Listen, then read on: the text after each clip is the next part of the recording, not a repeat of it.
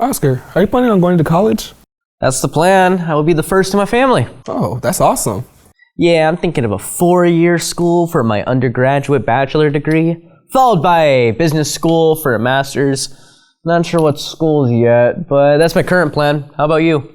Oh man, well you really got a set plan. Well, I'm thinking of community college to save some money and then transfer to a 4-year school. Plus, I'm not really sure what I want to pursue. So I think community college takes some of that pressure off. That's a smart plan. I hadn't really thought about the money part. I'm guessing a bachelor and a master's degree don't come cheap. Well, there's always student loans. There's been a lot on the news about student loans recently. Aren't they sort of controversial? Well, not exactly. Let me explain. A loan is like when you forgot your pencil on a test day and your friend loans you an extra one.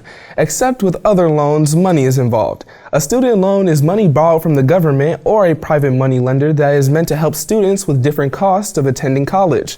Recently, student loans have been in the headlines because in March 2020, the U.S. Department of Education paused all repayments and interest for eligible student loans due to the COVID-19 pandemic.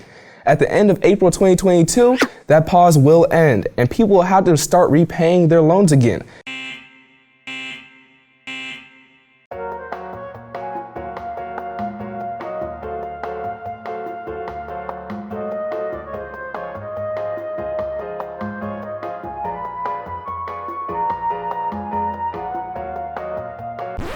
The big problem is that some households whose loans were not covered by the loan repayment pause had trouble paying their loans during the pandemic.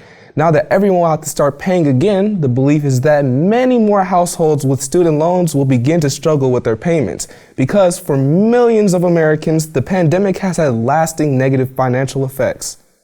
Oh dear, that sounds scary. Well, that really makes me second guess taking any kind of student loan. Oh, I don't think you should be scared of taking out any student loans. They can be very beneficial to your higher education goals. But it's important to know what you're getting yourself into. So let's go to Giovanna for a deeper dive into student loans in this week's edition of Next Gen Finance.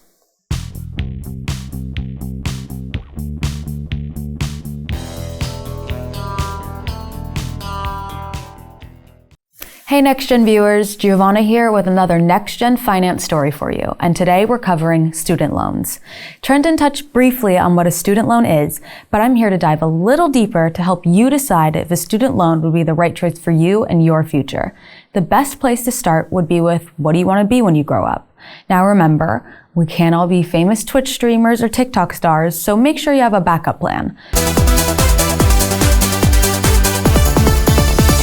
What kind of career interests you? Not all careers require a college education. You may need to attend a specialized school called vocational school that will give you the technical knowledge of the chosen field, such as cosmetology school, if you're interested in doing hair or nails.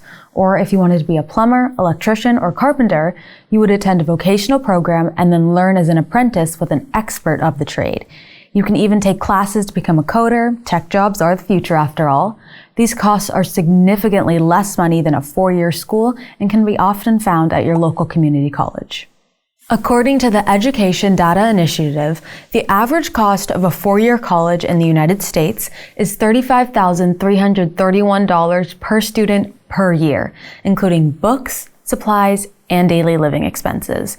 The costs can vary depending on the school. If it's a private school or a state school, if you're from the state you go to school in or attend an out-of-state school, or if you live on campus or stay home. Many factors go into the cost of attending school, and the cost can vary, but the case for millions of Americans is that an average of $35,000 a year for 4 years is a lot of money, and that's where student loans come in. Hello, hello, hello. As Trenton said, student loans are loans from the government or private lenders to help with the costs of going to school. The special thing about student loans is that you don't start paying them back until you're done with school or have to stop attending school. When the time comes to pay them back, you set up a payment plan and start to pay back what you borrowed with interest. What's interest, you ask? Let me give you an example. You want to buy a PlayStation. That's going to cost you $1,000. So you take out a loan from the Bank of Grandpa. The Bank of Grandpa agrees to give you a $1,000 loan with a fixed interest of 10%. You agree to pay back the Bank of Grandpa within 1 year of this loan, and you set up a payment plan. 10% of $1,000 is $100, so you'll be ultimately paying Grandpa $1,100 instead of $1,000 because of interest.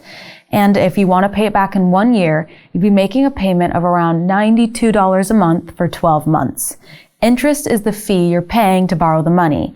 You can't believe that your sweet grandpa charged you interest, but that's the way the world works, and Grandpa loves a life lesson. The life lesson from the Bank of Grandpa is that borrowing money has a price. And if you really wanted that PlayStation, then it would be worth the extra $100 you ended up paying in interest for it. The same goes for student loans. The average public university student borrows about $30,000 to get a bachelor's degree, which usually takes 4 years. And let's just say that they've agreed to pay it back at a 6% interest rate over 10 years. At the end of that 10 years, they'll have paid just under $40,000, meaning the cost of the money they borrowed was about $10,000, and that's a lot of money. If you want to be a doctor, that requires you to have several more degrees and go to medical school. Then a student loan would be a good investment in your future. You're making the investment in higher education, and with the money you borrowed, the expectation is that you'll be able to afford to pay it back because of the job you got as a result of the degrees you've earned. But if you take out a student loan for $100,000 and decide on a career as an Uber driver because you're passionate about getting people to their final destination, then it was probably not a great investment in your future and would be very difficult to pay back. Not everyone needs student loans, and a lot of people don't need the full amount it costs to attend school. But some need all the help that they can get, and student loans make that possible. But it's also important to consider what your goals post-college are before making such a big financial commitment. I could go on and on about student loans and the different types there are, such as federal student loans, which come from the government, usually have a low fixed interest rate and are the same for all applicants. Or private student loans, which come from private lenders, have a higher interest rate and are based on individual credit scores. But that's for a whole other episode. So with that, I'm Giovanna, and thanks for loaning me your ears for this edition of Next Gen Finance.